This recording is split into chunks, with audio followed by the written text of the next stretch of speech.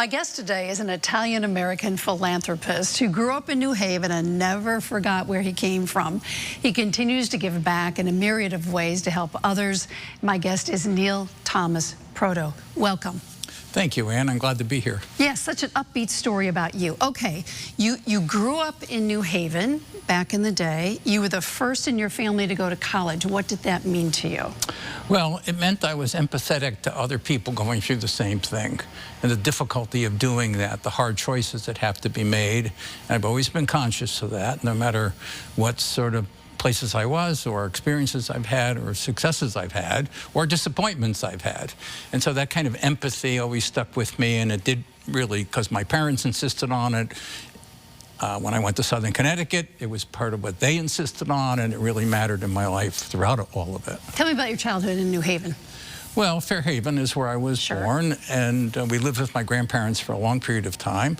My mother was an immigrant, so I understand that story as well. It's not just first generation, it's also being the child of an immigrant. And this imperative about being a good American, a responsible American, good citizenship, civic duty. Both my mother and father practiced that. The people around us practiced that. And so that story continued through high school, all public schools, Wilbur Cross, Southern Connecticut, and then on to George Washington University for graduate where you studied law. School. Yes, that's all correct. Right. So you are one of those people, as we said, who doesn't forget where they came from. How did you decide to give back in the myriad of ways that you did? Well, in some ways it was easy. That is, I was intent when I was at the Justice Department after 7 years that there were things in life I wanted to do that weren't just to be a civil servant, however much I admired that and important it was to me. It had really more to do with experiences in life that had more to do with people and where I was from. And so I came back to Connecticut and got involved in Ben DeLito's election. Former mayor. He won and asked me to chair the inauguration, which is where I met Bart Giamatti for the first time. It was held at Yale University. And as you may know, I just recently had a book published about him called Fearless. And that really began something that my parents were already very active in, that is politics and government. And you get deeply involved in the civic life of a community. Southern Connecticut came a little bit later. I always had relationships there. I always admired the students I met, the faculty I met.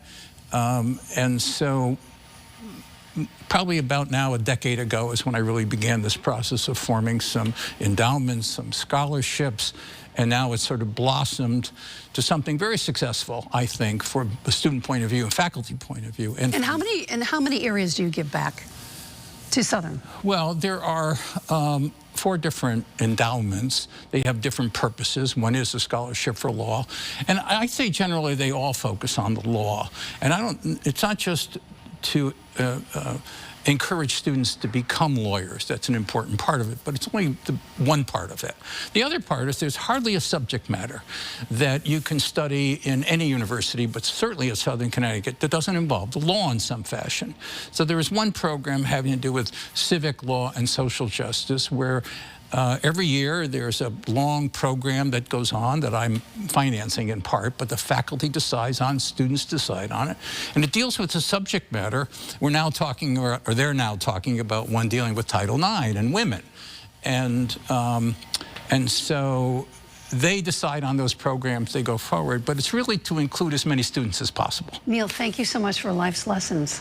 I appreciate it. Well, thank you for having me. You bet. And if you'd like to know more about Neil Thomas Proto, go to WTNH.com or the News 8 app.